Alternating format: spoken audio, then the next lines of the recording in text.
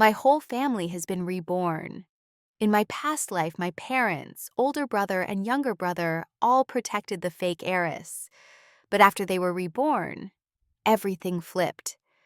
When she asked my father for a large house, I was the one told to move in. She wanted my genius younger brother to tutor her privately, but he only ended up clinging to me, begging for the chance to tutor me instead. She asked my older brother to visit her at school, but when he arrived, it was to see me. Even the diamond necklace handcrafted by my mother, which she demanded, Mother simply smiled, placed it around my neck, and said, "You are the one who deserves it most." My mother's voice sharpened. "Doris, how could you wreck your sister's room like this? Don't you know this is wrong?" She pointed at the wall smeared with red paint, where the word death was scribbled. Selina Harvey shrugged her shoulders, her eyes brimming with tears as she choked out, "Mom, don't blame Doris. I'm the one who shouldn't stay in this house anymore. After all, Doris is your biological daughter." She sobbed and put on a pitiful act. "No matter how well I treat Doris, she will always hate me.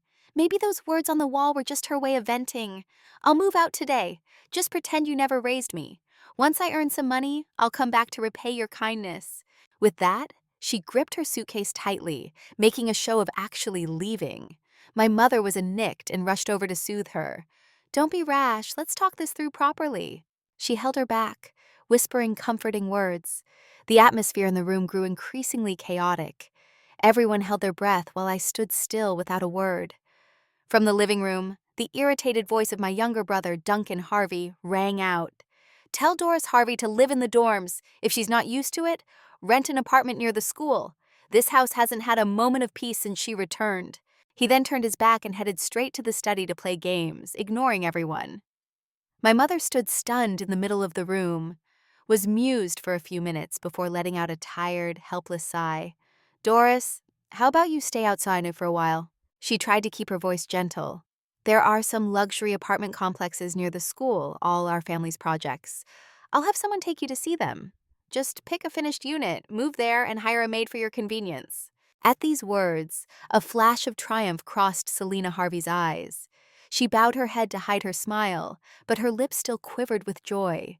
In reality, the red paint and the chilling word death were her own handiwork, staged just to frame me and force me out.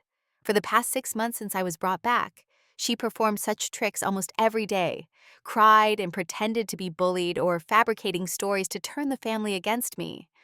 Not just at home, but even at school, I was constantly harassed by Selina's lackeys, with no one noticing or stepping in to protect me. In my past life, I struggled to fight her while trying to win over my family, only to fail the college entrance exam and die in bitter resentment. This time, having been reborn, I decided to let it all go. Even though my father is the chairman of a major conglomerate, my mother is a jewelry designer, my older brother is a top star, and my younger brother is a genius student, I didn't need them anymore. I chose to leave them and live my own life. Seeing my silence, my mother thought I was upset and softened her voice. "Go look at the houses first. If you don't like them, we'll figure something else out." I cut her off decisively. "No need, Mom, I'll move out right away." My mother was stunned. For the past 6 months, no matter how fiercely Selina and I argued, I had never said I would move out. I didn't explain or bother to defend myself, because even if I told the truth, my mother and Duncan wouldn't believe that Selina Harvey was the one who turned the room into a horror movie set. I quietly went to my room to pack the few items I had brought from the orphanage. While being busy packing, the door was suddenly pushed open. It was my father, Samson Harvey. He was a workaholic, constantly flying across the country. In my past life, the number of times I saw him after being brought home couldn't be counted on 2 hands. I still vividly remember that mid-autumn festival night, one of the rare occasions the whole family sat down for a reunion dinner.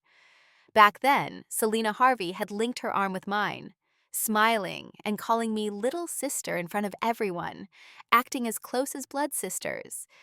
Yet, behind my back, she took advantage of my guard being down to push me into the swimming pool, then hurriedly jumped in herself, pretending to dive in to save me. Her screams in the water were more tragic than mine, making everyone rush to pull her out first.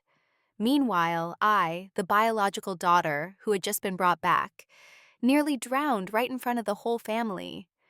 Being blunt by nature, once I was on land, I pointed at her, looked at my father, and said firmly, "She pushed me into the water." But Selina Harvey immediately burst into tears, played the weakling, and claimed I was narrow-minded and couldn't accept having another sibling. So I was making up excuses to kick her out. I used to think a man who ran a giant corporation like my father would surely see through the fake and the real and stand by me.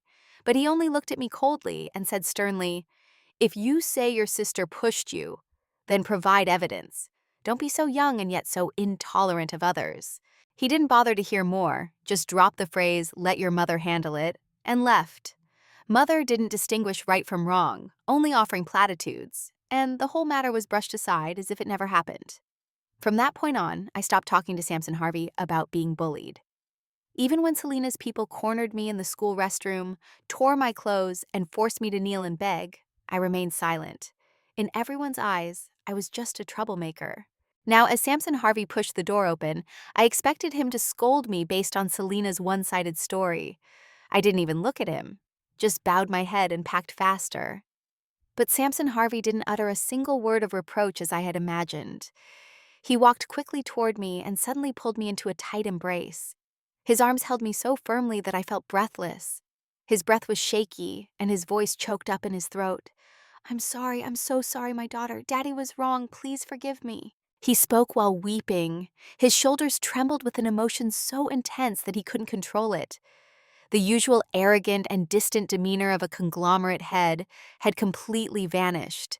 At this moment, he was no longer the high and mighty chairman, but just a father trembling as he begged for his daughter's forgiveness. My mother, Selina Harvey, and the butler heard the commotion and came running.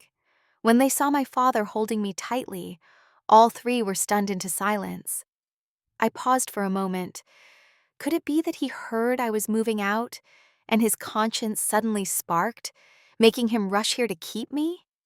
Maybe he thought I felt slighted, but whatever it was, I had made up my mind. This time, I was definitely leaving. In my past life, believing in family led to a desperate death. In this life, even if my father cried until he was breathless, I wouldn't soften my heart again. I coldly brushed his hand away, picked up my packed bag, and turned to leave. My father hurriedly grabbed my hand. His voice was hoarse but gentle. "Where are you going? I know you aren't happy here, but rest assured I'm here now. No one will dare bully you again. I promise. I will never let you suffer any disadvantage from now on." Just as my mother and Selina were about to speak, the butler was faster, saying hurriedly, "Chairman Sampson, you should go to Miss Selina's room and see. Miss Doris painted the whole wall red and scribbled the word death all over it. It's very frightening." Hearing this, my father's brow furrowed. I looked at him, and in my mind, the image of his past life automatically appeared. He had also frowned like that before coldly scolding me, calling me petty, jealous, and a troublemaker.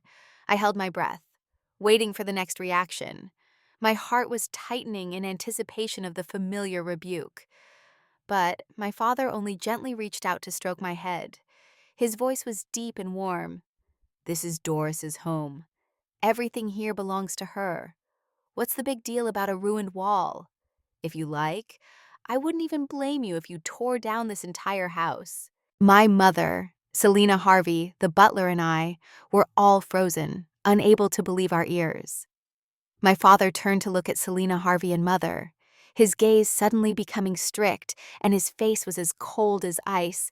"Are you people trying to kick my daughter out of the house over such a small matter?" No one dared to speak. I never thought there would be a day when my father would protect me like this. Selina Harvey's eyes were red, immediately switched back to her old act. Tears fell as she said pitifully, "Dad, Mom and I never kicked my sister out. It's just that she painted my room so frighteningly that Mom only reminded her not to do it again.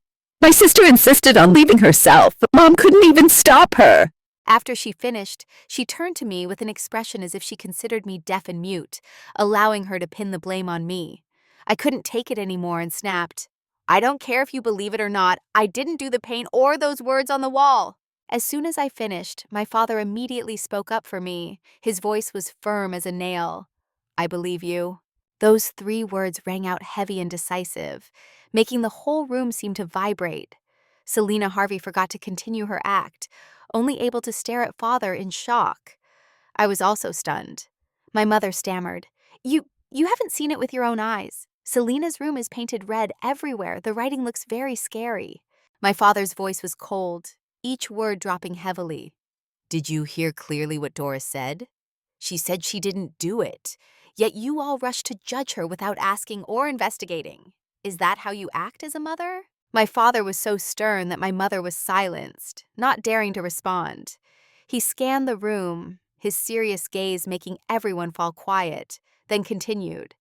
"The matter of the graffiti on the wall must be investigated thoroughly. No cover-ups allowed." Selina Harvey was panicked instantly.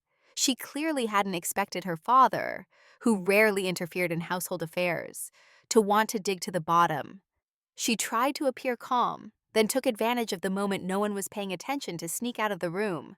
My father was a man of his word. That very afternoon, he summoned all the servants to gather in the garden to question them one by one. Meanwhile, Selina Harvey used that time to prepare her evidence, deliberately pinning the blame on a maid named Lisa.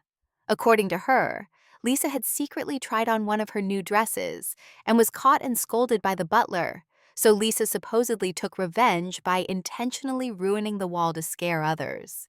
At that moment, the butler respectfully reported, "Lisa has run away, sir." Upon hearing this, my father's face darkened. He turned and gave my mother a thorough scolding, blamed her for being so biased that she blindly believed others. My mother felt a bit guilty, but still wouldn't admit her mistake, as the scale in her heart always tipped towards Selina Harvey. Meanwhile, Selina still wouldn't stop acting. She wiped her tears and stepped in front of me. Her voice was trembling, acting pitiful. "I'm sorry, Doris. I was just so scared that I misunderstood you. I know you don't like me, so I accidentally listened to others and thought you really did it. Mom only acted out of love for me. Please don't be angry anymore." Before I could react, my father cut her off coldly. "Selina Harvey, how are you speaking? Is that half-sincere, half-sarcastic tone what you call an apology? Or are you mocking us, saying that Doris and I don't know how to be tolerant?" As soon as he finished, the whole room went silent. Selina Harvey was stunned. Her face was stiffening. For the first time in my life, I saw this man, who was once cold and distant, standing firmly on my side. My father's voice was final, each word dropping like ice. "If you apologize, do it properly. Don't use such sarcastic barbs to insult my daughter." Selina Harvey stood frozen like a stone statue. After a long while, she snapped out of it and burst into louder wailing. "Dad, I'm your daughter too! Why would you talk to me like that?"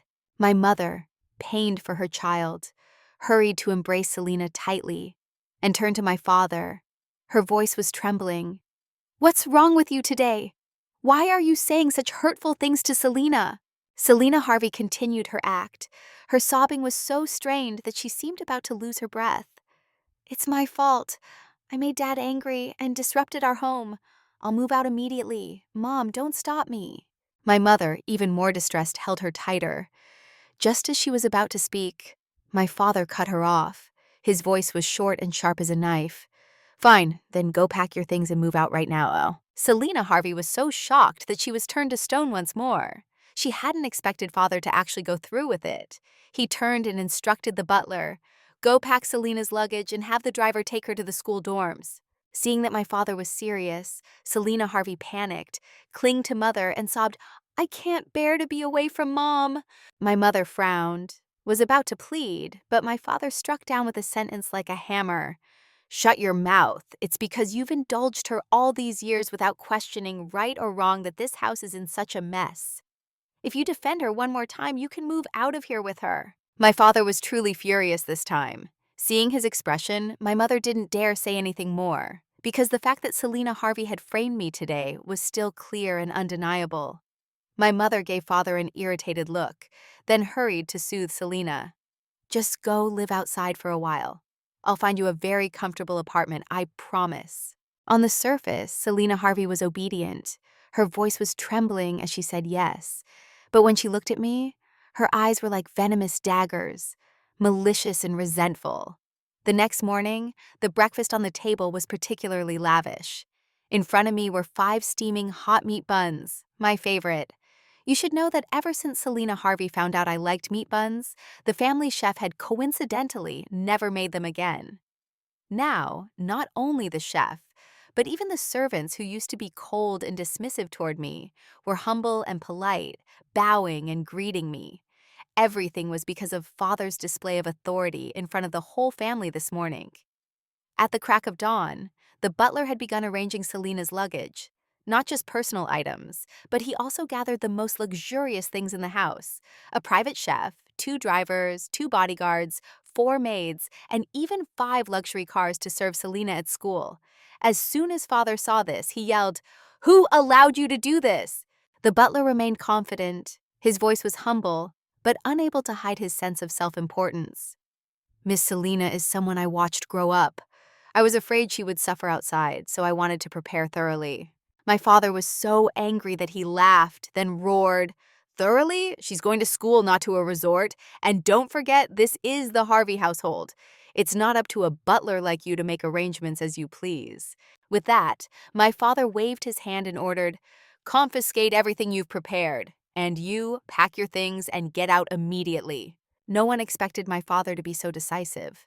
The butler knelt down in shock to plead, but my father only said coldly, "You covered up wrongdoing and still don't know your mistake. Get out." With that one sentence, it was over.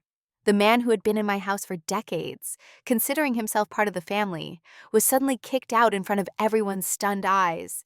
As he was being driven away, the butler cried and cursed loudly, accusing my father of being heartless and ungrateful. My father's face remained unchanged as he coolly waved his hand. "Security, drag him out." 2 guards immediately stepped forward, grabbed the butler by his arms, and tossed him out the gate like a bag of trash. The butler had worked for the Harveys for over 10 years and was once considered family. Yet father dismissed him without hesitation. With this example, the remaining servants immediately understood that the wind had changed. Everyone bowed their heads, not just out of politeness, but in an effort to flatter. Someone even quickly suggested, "After Miss Selina moves into the dorms, how about we renovate that room for Miss Doris? After all, it's the largest and most beautiful room in the house, with great light and full amenities. The dressing room alone is over 200 square meters." Hearing this, my father smiled and readily agreed, even giving a bonus to the person who made the suggestion. Seeing this, the other servants competed to find ways to please me. I sat watching it all, still full of caution. I didn't understand why Samson Harvey had suddenly changed his personality so much. But if he was willing to give, I wasn't foolish enough to refuse. If one day he returned to his old self, I would immediately cut ties, pick up my bag, and leave without hesitation. For now, I would take it as it comes, enjoy it first, and worry later. That night, Selina Harvey locked her door and didn't come out, and the next morning she didn't come down for breakfast. As I sat eating meat buns, my father arrived and asked solicitously, "Is there anything else you want to eat? Just tell me, and I'll have someone buy it." Nay, I shook my head while chewing, feeling more at peace than ever. At that moment, my mother walked in, gave me a quiet look, and then scolded her husband in a low voice. You went too far yesterday. How could you be so harsh with Selina? She cried all night. Her eyes are as swollen as peaches. It's pitiful to see." My mother sighed softly, her voice carrying a hint of reproach. My father said nothing, only placing a bowl of hot chicken soup in front of me and gently advising, "Drink some soup before you continue eating the buns. Don't eat too fast or you'll choke." Only then did he frown and turn to mother, speaking each word slowly. "You must understand clearly that Doris is our biological daughter, our own flesh and blood." My father's voice was still soft, but it carried an undeniable authority. I know Selena is the child we raised, and it's okay if you love her more than Doris. I don't blame you for that, but you cannot be so biased. I don't care about others, but for my biological daughter, I must compensate and protect her. I want my daughter to have a smooth life and never be bullied again. I looked up at Mother. Her face stiffened momentarily, and her eyes were a bit unnatural, but she quickly regained her usual calm and argued, I haven't been biased. Isn't the monthly allowance for the kids divided equally? My father gave a faint, mocking smile, but didn't respond, only grunting softly before changing the subject. Fine, let's not talk about that. But at the very least, you should care for your son, shouldn't you? Duncan has been in his room since he finished dinner last night and hasn't come out. My mother replied indifferently, Isn't there still you? My father frowned, seemingly losing patience. I have to drive my daughter to school, and you, as a mother, aren't willing to care about your son? Go see how he is. My mother didn't dare argue further. After breakfast, father stood up and said he would personally drive me to school. As I was gathering my bag, Selena Harvey appeared on the stairs. Her face was pale, her eyes swollen red, and she was dragging a large suitcase, looking so miserable that anyone would feel sorry for her. Mother immediately ran over, ordering the servants to carry the luggage while asking anxiously, Selena, do you want to eat something? Some milk or porridge? Selena Harvey bowed her head. Her voice was trembling and weak. I won't eat, Mom. Selena Harvey looked up, tears still welling as if about to fall. But when she saw Father pull an unlimited black card from his wallet, her eyes immediately lit up. The tears that were just there vanished, replaced by a nauseatingly sweet smile. She tilted her head slightly. Her voice was as soft as honey. Dad, I still have enough allowance, but if this is from your heart, then I'll accept it. I'll put it to good use. Thank you, Dad. With that, she even put on an act, gently reaching out her hand to take the card. However, at that very moment, my father moved the card toward me. Doris, you take this. The air froze instantly. Selena Harvey was stunned, then almost screamed, Dad? The shriek was piercing, with no gentleness left. My father frowned and said nonchalantly, You just said you had enough allowance, so why take this card? Don't grab for things you don't need. Selena Harvey was speechless. Her face turned white. Mother, after a series of shocks since yesterday, although trying to stay calm, couldn't hide her dissatisfaction. She said softly, Husband, Doris has never used this kind of card before. She's still a student, and her monthly allowance isn't small. It's not necessary. My father only gave a faint smile and firmly pressed the card into my hand. Precisely because she's never used it, she needs to start learning now. Later, she'll need money for books, clothes, bags, watches, or anything else. There's no such thing as not needing to use it here. His voice wasn't loud, but it was decisive and authoritative. I looked down at the black card in my hand. The coldness of the metal against my palm somehow made my heart secretly warm up. On the other side, Selena Harvey stared at the card in my hand. Her eyes was bloodshot as if about to bleed. Her hands clenched so tightly that they were shaking. Seeing that, I couldn't help but feel an indescribable sense of pleasure. I said obediently, Thank you, Dad. Then I tucked the card into my bag. Father smiled kindly, took the car keys, and said, Let's go. I'll take you to school. As I walked out the door, Selena Harvey watched me. Her expression darkened to the extreme. Her gaze seemed like it wanted to drill a hole in my back, but I just tilted my chin, smiled, and walked straight ahead, the morning sunlight hitting my face, unusually warm and bright. Especially when Selena Harvey looked at me. Her eyes were as sharp as cold knives, hiding a murderous intent that wanted to drag me down, to push me to my death. Just as I was about to get into the car, my mother's panicked voice rang out from the villa. Duncan, what's wrong with you? Wake up, don't scare me. Her voice trembled so much that it broke. It turned out Duncan Harvey was in a deep sleep and wouldn't wake up. Father was busy and couldn't leave, so he had to have the oldest driver in the house take me. Selena Harvey had already gotten into another car and left first. I told the driver, Take me to this bank first. When I arrived, I presented the card Father had just given me. Immediately, I was treated like a top-tier customer.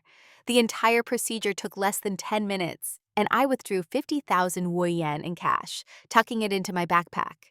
Sitting back in the car, I took out the class directory and looked for the number of Andrew, whom I had met in my past life. He was the school's big brother, a fierce fighter who struck even harder than those who used to bully me. Because of that, even the group that specialized in tormenting me was somewhat wary of him. When I first transferred, I was once cornered and beaten by that group. Luckily, Andrew happened to pass by and stepped in to help. From then on, they didn't dare lay a hand on me in front of him. But in the restrooms, they still beat me brutally, making sure not to leave bruises. They would pin me down and poke me with needles, kick me in the stomach, stuff dead mice in my bag, and pour pig's blood into my desk. All sorts of despicable things. I had once sought help from my family, saying I was being bullied at school, but everyone was busy. They had never experienced it and couldn't imagine the horror of school violence. Therefore, no one paid attention, and no one took it seriously. In my past life, I didn't dare ask Andrew a second time for fear of heavier retaliation. But in this life, I had decided to protect myself. I called him.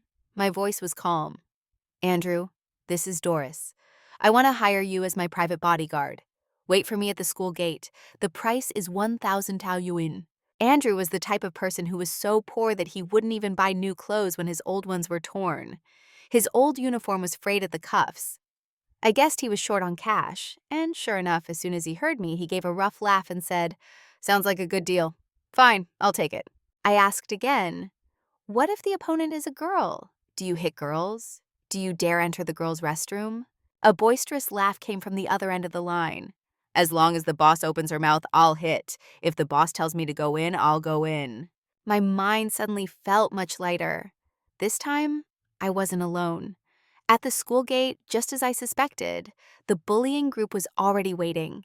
In my past life, I was so weak that I didn't even dare look people in the eye, always letting long bangs cover half my face and walking hunched over, as if making myself smaller would prevent injury. Today, I tied my hair up high, exposing my whole face, held my head up, and walked through the school gate with a straight back. My pace was neither fast nor slow, each step firm. From a distance, that group recognized me, and wicked smiles appeared on their faces. They followed me quietly, keeping a distance of 2 to 3 meters, like wolves hunting prey. When I passed the girls' restroom area, the leader, a big guy, suddenly grabbed my shoulder, and the whole group rushed forward, pushing me inside. Some female students who were there were terrified and ran away. They locked the door and pinned me against the wall. One of them sneered and said, "I heard you have a black card, hand it over." I remained silent. They snatched my bag, pushed my head down, and threatened, "Not handing it over? Let's see how pretty your face is." They were about to shove my head into the toilet when a bang rang out. The door was kicked open. Andrew appeared. He was like a whirlwind, his long legs sweeping through. The big guy was sent flying to one side, hitting his back against the wall. Shouts echoed in the small space. Before the others could react, he delivered 3 more strikes, quick, clean, and ruthless. In the blink of an eye, the school bullies were sprawling on the floor. Andrew grabbed the leader by the head and unleashed a merciless beating on him until he was a wreck. Blood flowed from the guy's nose and mouth. After Andrew let go, the guy couldn't even stand steadily before Andrew roared, "If anyone dares touch a single hair on Doris Harvey, I'll butcher them! All of you, get out!" Seeing their leader lying there struggling, the bullies turned pale and were as silent as mice. Then, like defeated dogs, they scrambled to run away.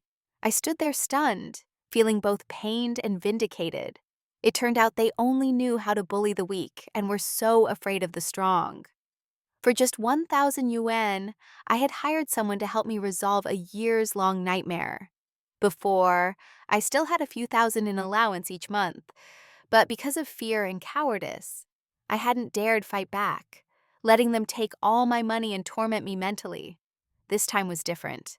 I had 50,000 yuan in my pocket, more than enough to hire Andrew for a long time to protect myself.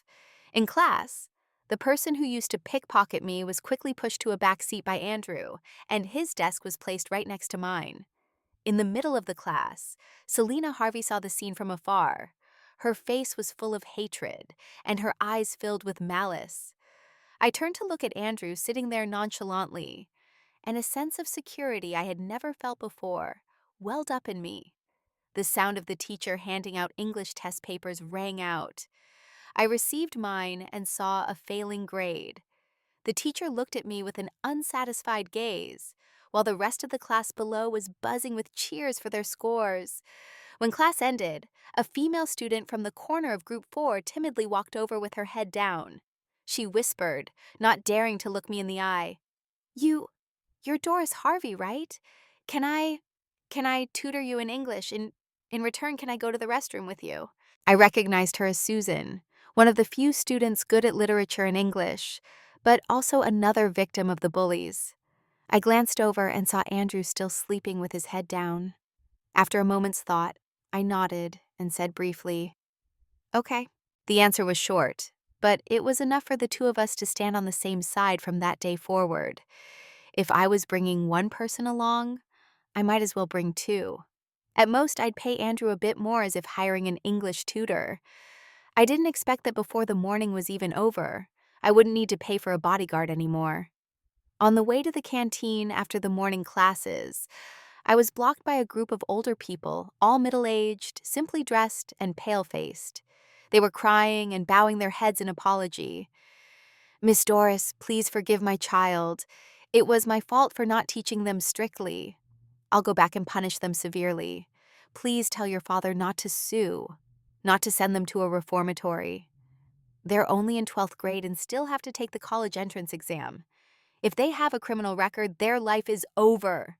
Another man also hurriedly knelt down, sobbed, "Miss Doris, we'll do anything you want. Just please forgive my child this time. I beg you." I stood still, saying nothing, only looking at them coldly. Not long after, a man in a formal suit, looking like a businessman, rushed over.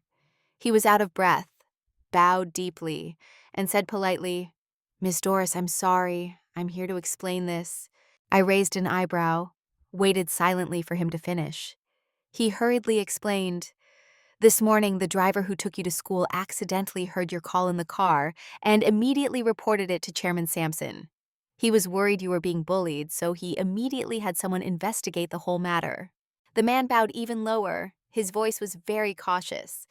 "Currently, the students who dared to lay a hand on you, their parents have all been invited to the school. Chairman Sampson made it very clear. If you don't forgive them, he will file a report and hand it over to the police to handle." I remained silent, looking up at the sky. The sunlight shone on my face. It's warm, but also a bit blinding. In this life, it was finally my turn to not have to beg anyone, to not have to call for help. Just one phone call and the whole world had changed. I took out my phone to record the scene of the students following me as evidence. After that, I told everything to my father. He ignored Duncan Harvey, who was still unconscious, and immediately sent someone to handle it. The man in the suit just now was my father's assistant. At father's request, the assistant even brought a famous lawyer to the school, prepared to sue those who had bullied me to the bitter end. The people who were kneeling and begging just now were the parents of those students. I was led into the principal's office and saw the bullies again. They had been beaten by their parents until their faces were bruised and were now sprawling on the floor, wailing miserably. With the assistant and the lawyer handling everything, I didn't need to lift a finger. I didn't even bother to look at the parents who were begging. The assistant's phone rang, and he handed it to me. "It's Chairman Sampson calling." On the other end of the line, the choked-up sobbing of my father came through. He was crying so hard that his voice was distorted and hoarse. I have no face to see you. I'm sorry. I deserve to die. I'm not worthy." He sobbed for a long while before continuing. His voice was dry and strained. "Last night, I dreamed of you. I dreamed that you regretted being brought back. I dreamed that you tried bit by bit to integrate into the family, while we pushed you away time and time again. You went from disappointment to despair, and finally stepped onto a path of no return. I woke up thinking only of compensating you, loving you, doting on you. But I didn't expect that my daughter, who had been wandering outside for 17 years and suffering so much, Yet even at this elite school, you were tormented like that, treated by those animals as if you weren't human. Clearly you were suffering every day, yet I ignored it all for the sake of so-called work. Daughter, what should I do? What can I do to heal the wound in your heart? I know it can't be healed. Even if I die 10,000 times, it wouldn't be enough to atone for my sins. Don't forgive me. Don't ever forgive me for the rest of your life. Absolutely do not forgive me. On the other end of the line, despite being the chairman of a massive conglomerate, my father couldn't suppress his agonizing sobs, weeping as helplessly as a child. I gripped the phone and stayed silent for a long time, without saying a single word. Affection that arrives late is sometimes cheaper than grass. He gave me money, and I accepted it. He gave me an education, I took it. He gave me houses and cars, I accepted those too. As for anything else, let's not speak of it. The demons at school were completely expelled. Sometime later, my father's assistant personally sought me out, informing me that my father was dealing with the parents of those who had bullied me, intent on ruining their lives so they would have nothing to lean on and could never hold their heads up again. It was unclear what benefits Selina Harvey had given them or what promises she had made, but none of them would name the mastermind. Even after my father donated funds to build several new lecture halls for the school, and the teachers and principal treated me with utmost courtesy, no one dared to touch Selina Harvey. Rumors about my family background spread throughout the school. Not just in my class, but even students from neighboring classes approached Susan and me to become friends. However, after only a few days, those people quietly distanced themselves. Susan secretly investigated and eventually whispered to me, "Someone paid them to stay away from us." I only listened, laughed coldly in my heart. I didn't need to guess to know it was Selina Harvey.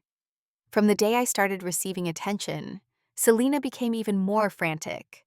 At school, she spent money relentlessly to make friends, handed out red envelopes, gifted jewelry and handbags, treated everyone to milk tea and snacks like a god of wealth descended to earth.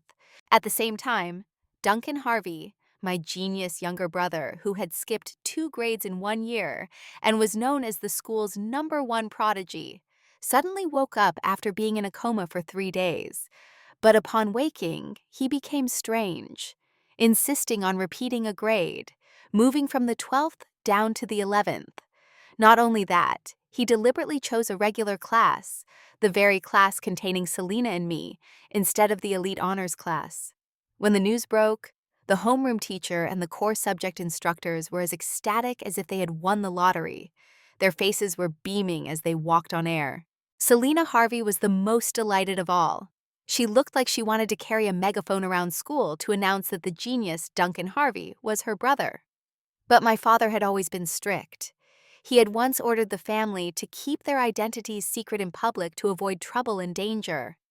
Clearly, Selina had thrown that warning to the back of her mind. Once she started boasting, she immediately became the new center of attention at school. Being the sister of a genius made her more admired than ever. Some wanted to be her friend just to get Duncan to tutor them. Some hoped to rub off on his luck. Some even dreamed of becoming her future sister-in-law. Duncan was not only brilliant, but also handsome, to the point of being the talk of the school. On the forums, the topic of who is the #1 heartthrob of this elite high school, Duncan Harvey or Andrew, was always a hot trend. The day Duncan officially transferred to our class, the room was buzzing early. The seats to the left and right of Selina were fiercely contested. Eventually, only the empty seat directly beside her was left open. The desk for Duncan was prepared right next to Selina. Her desk drawer was stuffed with colorful love letters and small gifts, cards, chocolates, keychains, mini perfumes. It was said that when Duncan first appeared at school, people had tried to give him gifts, but he had thrown them straight into the trash without hesitation.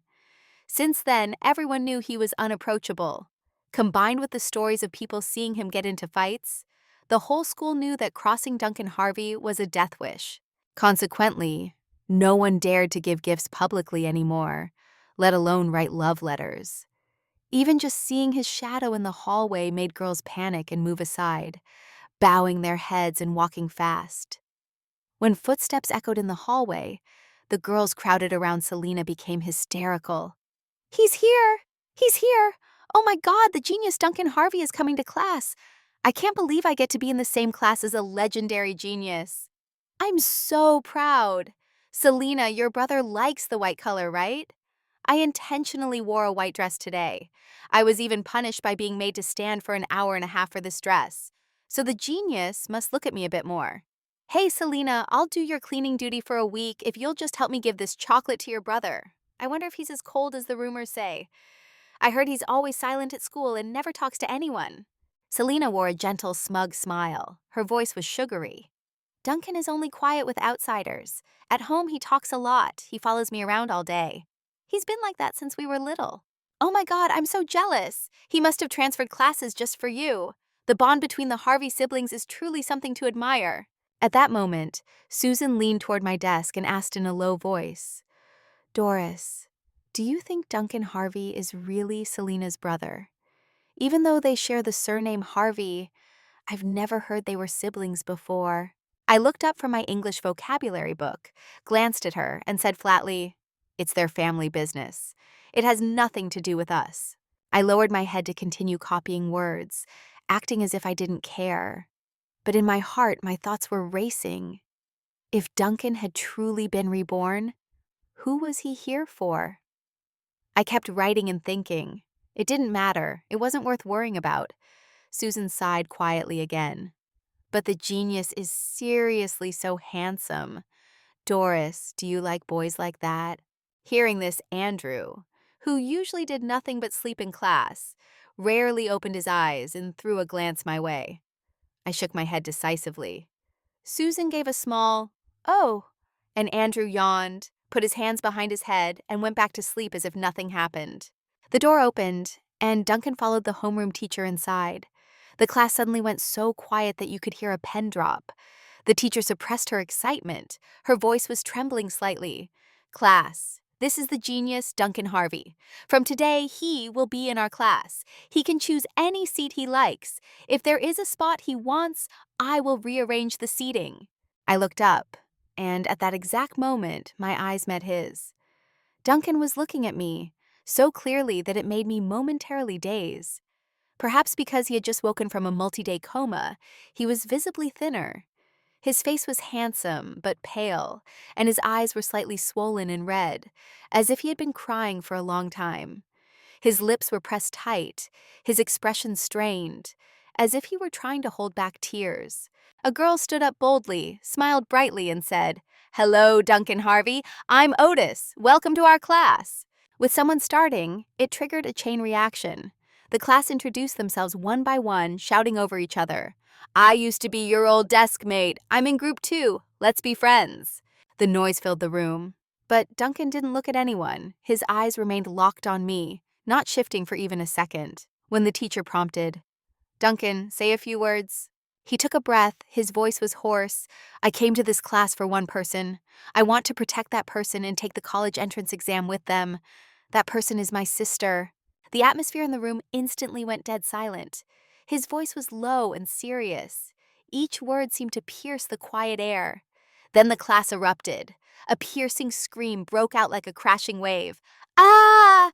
The genius said it! He transferred classes for his sister! Oh my God, that's so sweet! Such a perfect genius! He's truly the nation's little brother!" The girls sitting around Selena almost lost their minds, shouted in unison, "Selena, Selena, your brother just said he personally came here for you." The classroom was filled with screams. Desks and chairs shook. Everyone was certain the person Duncan wanted to protect was Selena. Only I, sitting at the back of the class, silently watched his red-rimmed eyes. An indescribable feeling welled up in me, as if there were a deep secret that only the two of us knew. The girls near Selena shrieked with excitement. Oh my God, that's so heartwarming!" Selena was beaming, her smugness impossible to hide, but she still pretended to be haughty, tilting her head slightly with a soft voice. Honestly, I told him not to make a scene. Why did he do this? How annoying. Duncan strode toward Selena. The class seemed to explode. The cheering was deafening, and the air almost boiled. He stopped in front of her desk. Selena stood up, trying to maintain a gentle and poised appearance. Her voice was sweet as honey. This brat is truly a handful. Who needs you to protect me? Who needs you to repeat a grade just to follow me? What if Mom and Dad scold you?" Her voice was teasingly coquettish, but she spoke loudly on purpose so the whole class could hear, boasting of their close sibling bond. However, Duncan didn't respond. He didn't even look at her once. He simply bent down, picked up the empty desk next to Selena, hoisted it onto his shoulder, grabbed a chair with one hand, and walked straight toward the back of the room where I was sitting. The laughter and cheering of the class were cut off. Everyone fell silent at once. The only sound in the room was the steady, clear rhythm of Duncan's footsteps, each beat seeming to knock against people's hearts. All eyes followed him. Selena stood there, frozen like a statue. Her face cycled through red, white, then a sickly purple, each layer more miserable than the last. Everyone was stunned. The air was so thick with tension that you could hear people swallowing. Duncan reached the back row and stopped beside me. He gently set the desk down, aligned it neatly, then patted the shoulder of Andrew, who was dozing at the next desk. Duncan looked at my deskmate. His voice was steady. "Classmate, would you mind switching seats with me? Please let me have this spot." Andrew glanced over indifferently, lifting his chin. "Reason?" Duncan spoke plainly, without hesitation. "Because Doris Harvey is my sister." The class let out an earth-shattering "oh." Everyone's eyes swarmed toward me. Their expressions were as if they had just heard a clap of thunder. Andrew looked up at me. I remained calm, but inside my heart tightened slightly. I looked straight at Duncan. My voice was cold. "I am not your sister, and I am not sitting at the same desk as you." The air in the classroom seemed to freeze. I spoke decisively. "If you insist on sitting here, I will move elsewhere." Duncan's eyes turned a fiery red. Small blood vessels were visible under his eyelids. His voice was choked and hoarse. "Sister, are you not going to acknowledge me anymore?" Before I could answer, Andrew propped up his chin. His voice was lazy yet sharp as a knife. "Didn't you hear her? She's not your sister. Don't force it." The tension was like a taut wire. The homeroom teacher on the podium looked at them both awkwardly, not daring to say a word. Duncan looked at me for a long time. His eyes were red and shimmering with tears, but I remained silent, not looking back. Finally, he bowed his head slightly, said nothing more, and quietly pulled the desk to sit behind me. Class began. The math teacher lectured and then assigned a series of problems. I frowned, twirling the pen in my hand. Some of the questions were so difficult that I didn't know where to start. A moment later, a neatly folded piece of paper flew from behind me. I opened it. Inside was a pristine sheet of scratch paper, the handwriting neat and meticulous, filled with step-by-step solutions. I was dazed, a vague feeling rising in my heart. First it was my father suddenly changing his personality. Now it was Duncan. It was as if they both knew everything. Had Duncan also dreamed of my tragic death in the past life? I bit my lip, a sense of disorder tightening in my chest.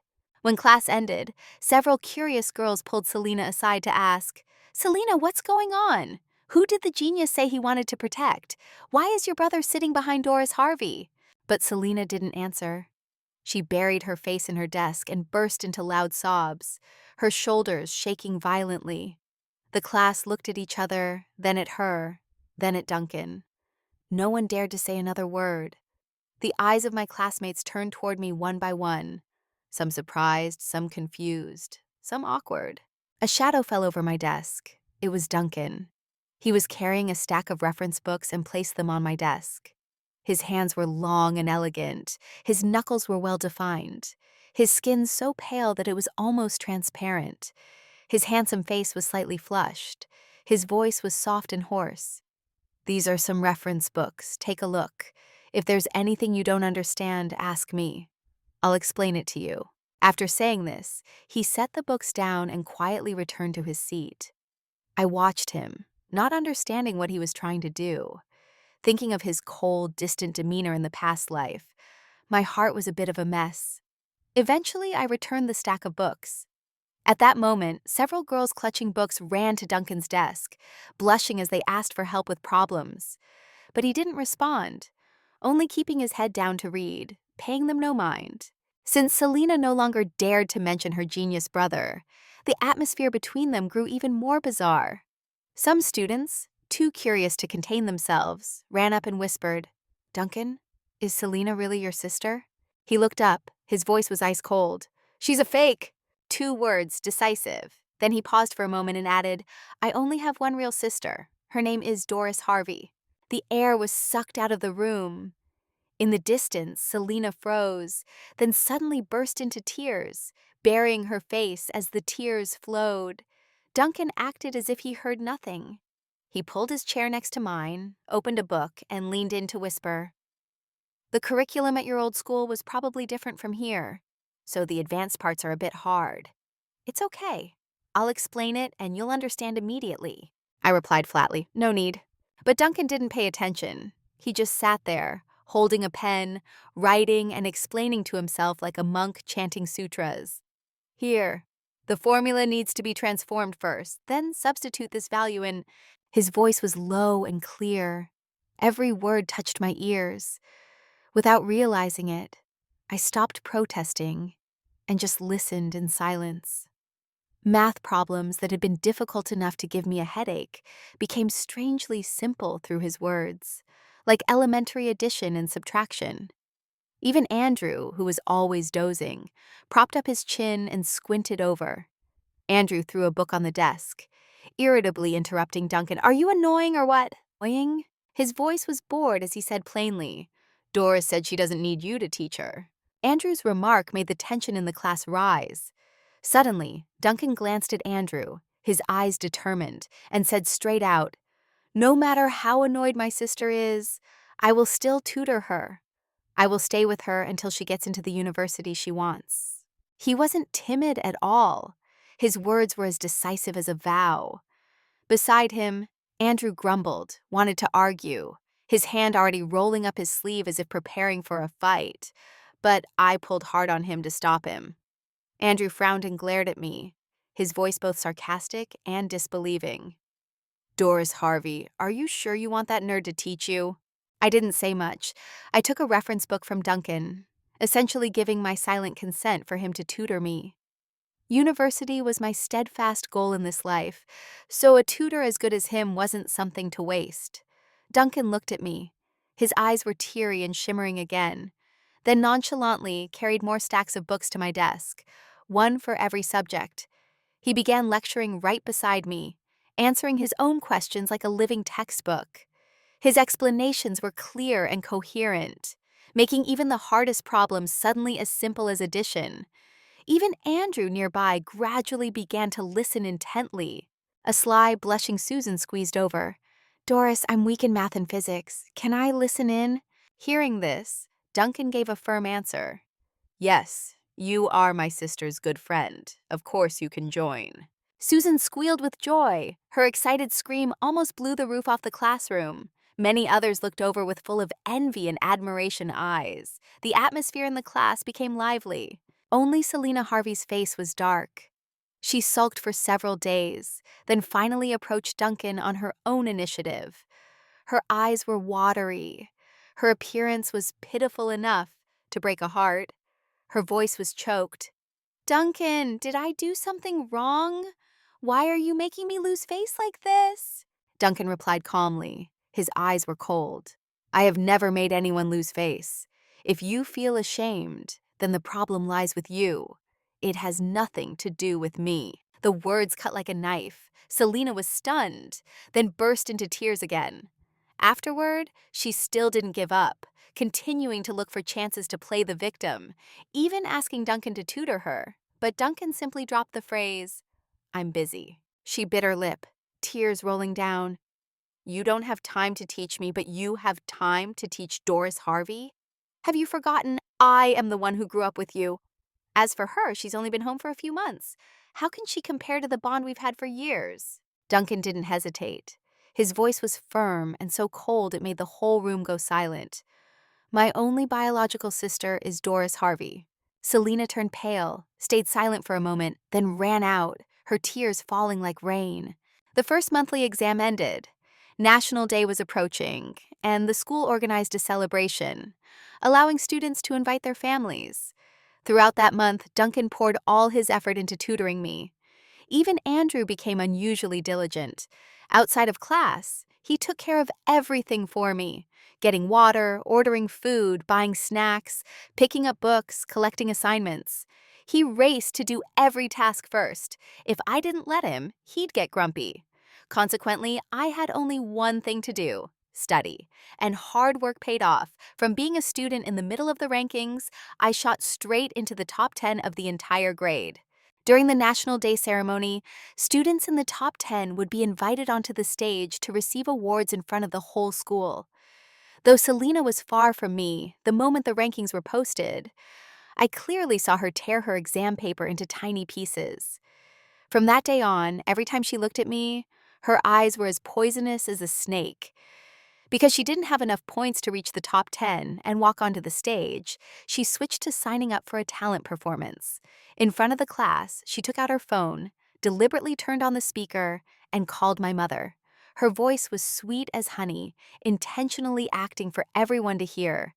"Mom, I want to perform at the National Day ceremony. I want a performance dress that is one of a kind in the world, and it has to be covered in shimmering sequins to really stand out, okay?" On the other end, my mother's voice was so gentle that it made one's teeth ache. "No problem. I'll order the dress for you and make a diamond necklace for you as well." Selena feigned surprise. Her voice was shrill, clearly intended for the whole class to hear. "Oh my God, a diamond necklace? That's so expensive. Last time I went to an auction with you, one was 7 figures, right?" My mother's voice was still full of indulgence. "It's fine. Our family doesn't lack money. You just need to study well, perform brilliantly, and make the whole school admire you." Selena beamed, replied sweetly, "Thank you, Mom. I'll definitely make you proud." At that moment, I saw Duncan sitting behind suddenly clench his fists. His eyes were cold as ice. He stood up abruptly, strode over, snatched the phone out of Selena's hand, and pressed the end call button right in front of the whole class. Selena shrieked. Her face was pale.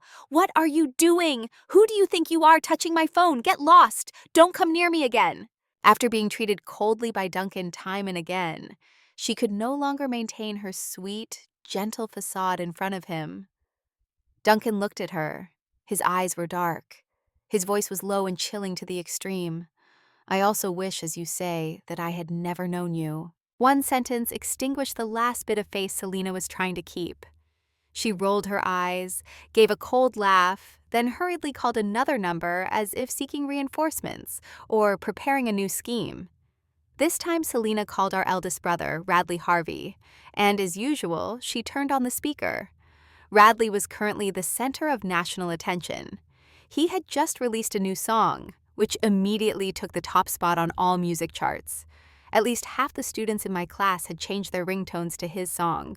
Selena tilted her chin, her eyes were cunning, and began her show in front of the class. Duncan walked up with a cold face, snatched the phone, and said, "I'm warning you. You are not allowed to call him anymore." "Get away from me. What does me calling my brother have to do with you? My brother is 1,000 times better than a two-faced dog like you who is both heartless and a traitor." With that, she lunged and bit hard on Duncan's wrist. He frowned, letting out a pained breath. She used the moment to snatch the phone back. A familiar deep voice sounded from the other end. It was indeed Radley Harvey. Selena immediately covered the phone and turned toward the class, shouted arrogantly, "Do you know who I'm calling? It's my brother, Radley Harvey, the one at the top of all the charts. Do you hear that? Open your eyes and look." She ran straight to the podium, holding the phone like a trophy, then said sweetly, "Big brother, my school is about to hold a National Day ceremony. I signed up to perform, and the school allows us to invite family. Mom and Dad are busy, so I'll tell the teacher you're coming to watch, okay? This is the first time I've invited you to school. I even promised the teacher you'd definitely come. If you don't, I'll feel so slighted." Her voice was soft as melting candy, carrying a hint of a sob and a bit of a pout, just enough to move someone's heart, especially with dozens of classmates looking at her in awe. Right then, Duncan rushed up, snatched the phone from her hand again, hung up mercilessly, and slammed the phone onto the teacher's desk. The class was dead silent. He said nothing. His face was cold as ice, turned around, and walked out of the room, the door slamming against the wall with a deafening boom. Selena stood on the podium, her face flushed, tears on the verge of falling, but she still forced a mocking smile. What? Look down on me? Think I only know how to cling to others? Just wait until the National Day ceremony. We'll see who makes the whole school regret daring to underestimate me. Better to follow that piece of trash from the orphanage than even glance at me. Fine, fine. This time I'll show you what a real explosion looks like. When that time comes, don't any of you dog-eyed people who look down on the lowly crawl to me and lick my feet to be my friend, because even if you kneel and lick my toes, I won't give you the chance. The class looked at her as if they were watching the greatest farce of the century. On National Day, the students receiving awards and those performing were led by teachers into a shared dressing room to prepare their outfits and hair. Selena sat in front of a mirror, cursing under her breath as she applied makeup. Her eyes were red with anger. This was because the custom performance dress and the 7-figure diamond necklace my mother promised were nowhere to be seen. Not only that, but for the past few days, my mother had been abroad on a business trip, completely unreachable. She wouldn't answer the phone and hadn't come home. Selena had to rent a mediocre dress and cheap jewelry herself, yet she claimed they were custom-made. When a few classmates looked closely, they realized the brand wasn't the high-end label that she had boasted about and teased her coldly. "Oh, look, didn't you say your dress was custom? Where's the 7-figure diamond necklace? Why is there no sign of it? Ha, I bet the order is stuck in Europe, right?" Laughter broke out. Everyone intentionally spoke loudly for the whole room to hear. One boy cheered gleefully. If there was a contest for the biggest explosive boaster of the year, Selena would definitely take first place. The room erupted in mocking laughter. Selena clenched her fists, her nails digging deep into her palms, her face turning pale and then flushing red. She forced a cold smile and gritted her teeth. "Fine, keep laughing. Once my brother arrives, I only hope you can still laugh like you are now." She finished speaking, looked up into the mirror, touched up her lipstick, adjusted her hair, her eyes flashing with a hint of madness. Parents gradually filed into the auditorium to watch the performances. After the show ended, it was time for the top 10 students to walk onto the stage for their awards. Before my name was called, I happened to see Selena secretly holding her phone, calling Radley with her head down. Right beside me, Duncan seemed to have guessed this. He took out his phone and tried calling Radley first, but the screen displayed unreachable. Very soon, Selena's name was called. She tilted her chin and walked onto the stage with a smile, looking incredibly arrogant. Her performance ended. The applause was only a scattered, polite few. Hardly anyone was interested. By the time she stepped down, there was still no sign of Radley Harvey. The auditorium doors remained silent, without any commotion. I saw Duncan beside me let out a small breath, as if he could finally rest easy. The host invited the top 10 students onto the stage. Both Duncan and I were on the list. When we walked up and stood in line, Duncan turned to me, smiled slightly, and said in a low, warm voice, "Don't worry, Big Brother won't come. I've talked to him." I didn't respond. Whether Radley came or not didn't bother me. The only one anxiously waiting for him was Selena. I remembered when I was first brought to the Harvey house. Radley was already famous everywhere. In 6 months, he only came home a few times, and each time he slept until noon, hardly speaking to anyone. Only Selena would intentionally run to him to act close, sticking to him like glue. As for me, even if we met, I only offered a polite greeting. There was no relationship between us other than the name. Therefore, even if he came today, it had nothing to do with me. The only one he would see was Selena. But just as Duncan finished speaking, a roar of shouting, cheering, and piercing screams from hundreds of people suddenly erupted at the auditorium doors. The sound was like a crashing wave, spreading through the hall, causing the stage lights to flicker slightly. The teachers on duty panicked, rushed out to maintain order, but they were completely unable to control the mob. Parents, students, and even the backstage staff all turned their heads toward the doors where the excited screams were still echoing. "Oh my God, it's Radley Harvey! It's really the singer Radley Harvey! He's at our school!" When the figure of the man appeared, radiant amidst the crowd, the entire auditorium seemed to explode. Regardless of whether they were on stage or in the audience, everyone screamed as if they had lost control. Even with sunglasses covering half his face, everyone easily recognized him as Radley Harvey. No one expected him to actually come. True to his reputation as a top star, his appearance was already perfect, combined with the hairstyle and shimmering outfit designed by stylists. He appeared as if he carried a halo with him. Even his footsteps seemed to glow. Selina was so agitated that her face was crimson, and she shrieked, "Brother, big brother, you came! Move aside! My brother came to see me perform!" But her voice was immediately drowned out by the screams of hundreds of students. Never before had the school experienced such a chaotic scene. The school had to mobilize all guards and teachers to maintain order, but they were entirely unable to control the crowd. Selina tried desperately to push forward but was blocked by the mass of people. In a panic, she leaped onto the stage, snatching the microphone from the stunned MC. She screamed into the mic. Her voice was trembling but full of pride. "Brother, Radley, I'm here. Do you see me? I'm on the stage!" Her call was amplified through the speaker system, vibrating throughout the auditorium. Every eye turned to the stage, the atmosphere waiting for a touching reunion. But Radley acted as if he didn't hear her at all. He strode onto the stage, his long legs firm, his demeanor calm, as if he were walking a red carpet.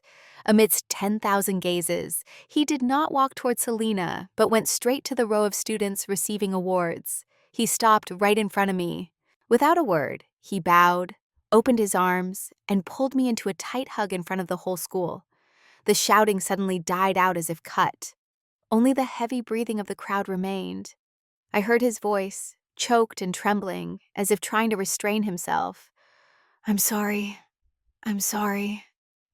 I'm so sorry." That suppressed crying was very familiar. It was just like the way my father had hugged me before.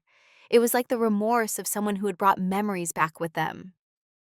A flash of light went off in my head.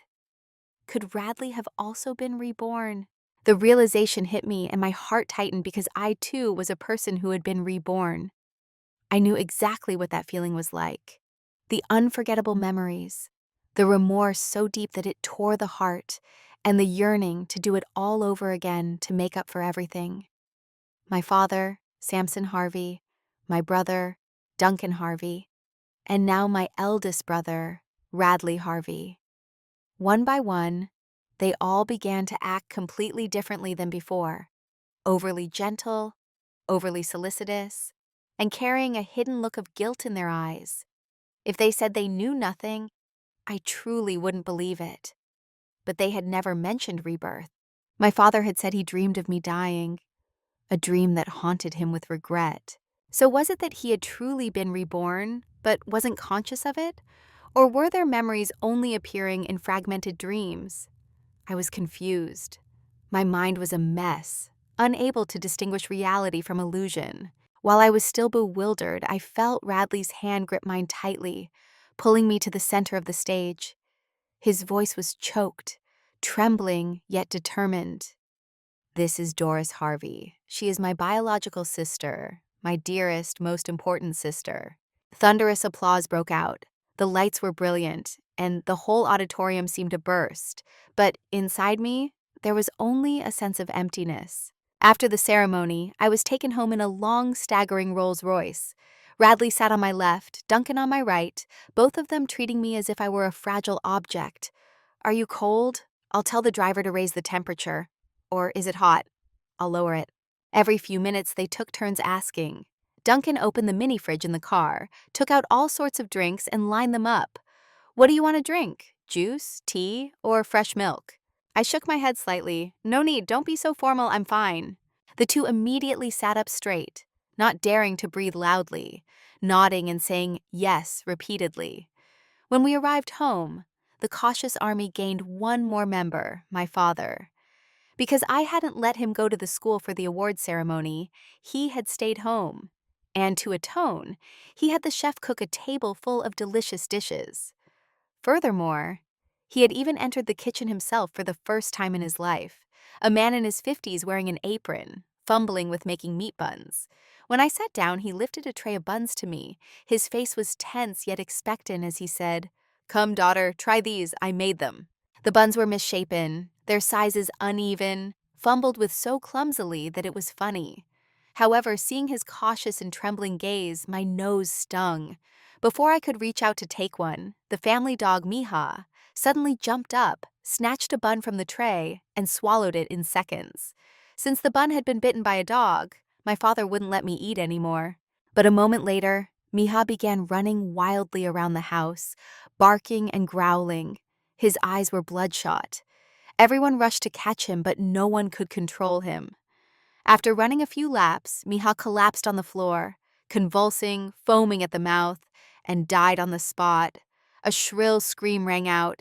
"It's poison! The dog's been poisoned!" My house was instantly in chaos. Money makes things move fast. In less than an hour, the test results were in. Miha died from a large amount of rat poison. The poison had been mixed into the meat filling of the buns. My father wasn't a fool. Furthermore, no matter how indifferent he had been to me before, he was now trying to make amends bit by bit. There was no way he would personally put rat poison in a bun to harm his own biological daughter. The surveillance system around the house was immediately pulled. Soon, the truth was clear. The poisoner was Selena Harvey. While everyone at school was focusing on the star Radley Harvey and the biological sister he had publicly acknowledged, me. No one thought Selena had silently gone insane. Immediately after witnessing the scene in the auditorium, she had quietly run out and taken a taxi straight home. My father was in his office looking up how many minutes to steam the buns, and Selena pretended to go to the kitchen for some chocolate she usually kept in the fridge. She used the moment to send the chef out. Once she was sure no one was watching, Selena pulled several packets of rat poison she had bought on the way from her pocket, tore them open, poured them into the bun filling, and hurriedly escaped in a taxi. If it hadn't been for Miha jumping in to steal that bun, the person who ate it would have been me because I could never resist large buns. No matter how misshapen they were or how old the filling, I would always eat several at once. My father's face was ashen. He immediately summoned everyone and ordered them to find Selena Harvey at all costs. He even called the company to stop all work. Everyone had to join the search immediately. He said plainly, "No delays, I'll handle the rest." The whole family was sweating. Everyone was terrified and remorseful for almost losing their biological daughter. My mother suddenly appeared after a few days on a business trip, holding an exquisite black velvet gift box. She looked much thinner. Her fingers were bandaged, and her walk was unsteady. She walked straight to me, her eyes looking at me with a strange tenderness, which made me believe my intuition that they all remembered the past life was probably correct. My father was so angry that he couldn't control himself. He grabbed a poisoned bun and slammed it right into my mother's face, screaming, Look at what that daughter you raised has become. She dared to put poison in buns to murder someone. If Miha hadn't snatched it fast, the person on the floor would be your own biological daughter." My father was shaking as he spoke, so furious that his words were disjointed, his hands clenched tight. He continued sternly, his words was sharp as iron. "I will catch that girl, and I won't let her off. A child who dares to poison someone. What a waste of life." The whole family went silent. No one dared to argue back. The atmosphere was so heavy that it felt about to explode.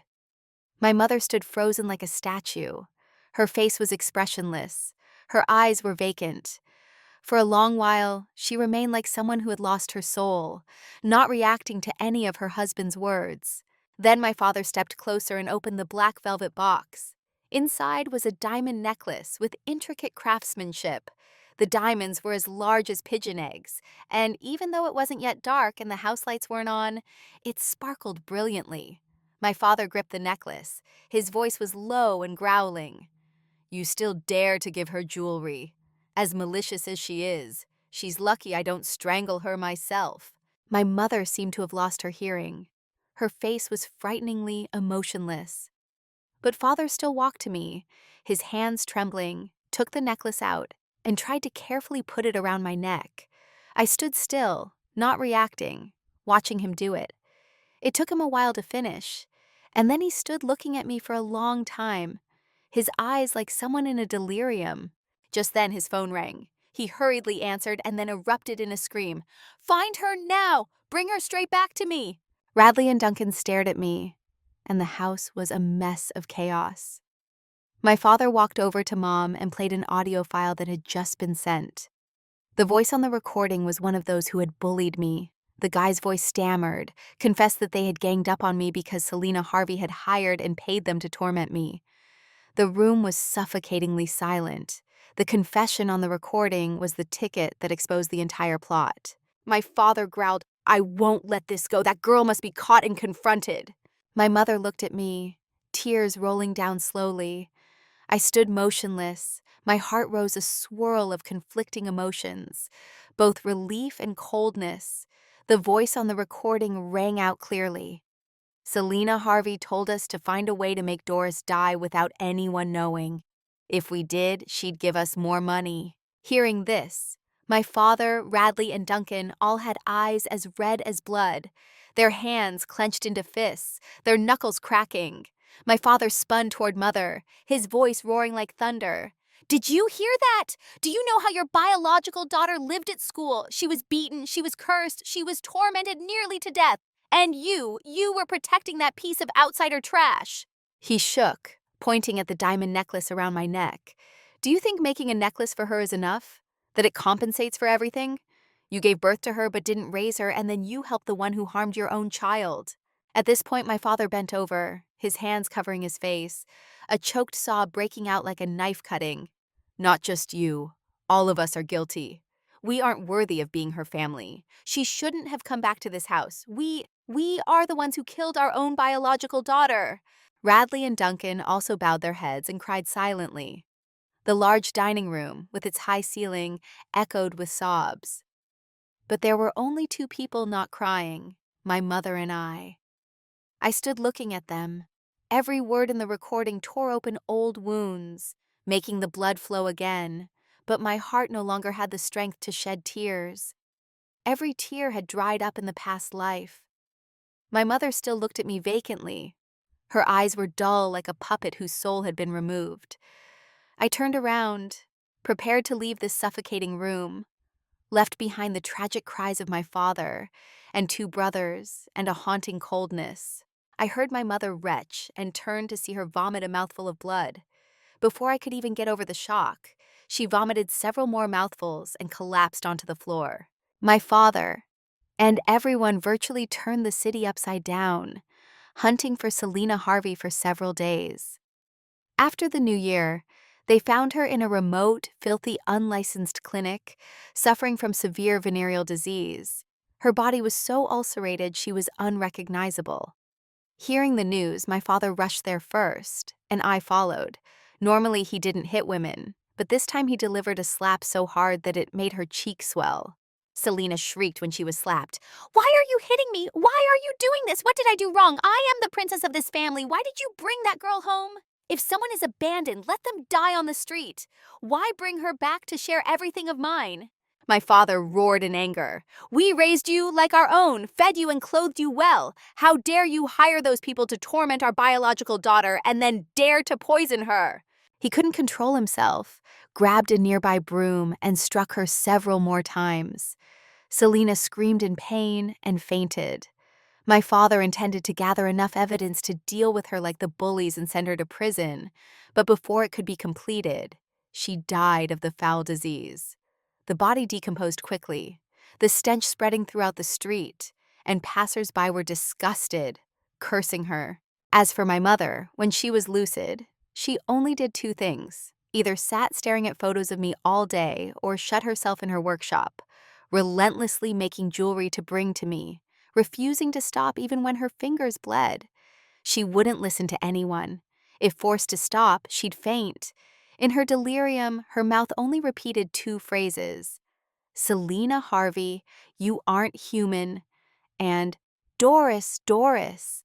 Later, I asked my father to handle the procedures for me to transfer schools, moving to another city thousands of miles away from the Harveys. I did not allow anyone to see me off, nor did I allow them to come to the city where I lived. In front of me, everyone became cautious. I said I didn't agree, so they truly didn't dare set foot there. As for company shares and money they transferred to me, I accepted them. But I did not accept any interference in my life. There was only one person who stubbornly stayed with me: Andrew. I went to university, went to graduate school, then went to work and started a business. Andrew was always close by my side. I used the money I earned plus the money the Harveys sent me, subtracted all my living expenses, and established children's welfare homes throughout the cities I had visited, adopting countless destitute orphans. I did all this to compensate in some way, so those children could enjoy the love they should have had at birth. In my welfare homes, there was a steadfast rule for many years. Regardless of whether a child had been adopted or taken back by their biological family, if they couldn't stay in their new family, they only had to say the word, and my welfare home would take them back unconditionally, so no one would ever have to be lonely again. After that, Andrew and I got married, had children, and built our own small family. For most of my life, I didn't see anyone from the Harvey family again. Even Radley Harvey, the star who remained famous for decades, I only saw on screen and never met in person. Until many years later, a lawyer sought me out and handed me a thick file, asking me to sign for company shares, real estate, and fixed assets. It was like a mountain of wealth. Only then did I know that my parents had passed away one after another. In their final moments, they left all their assets to me.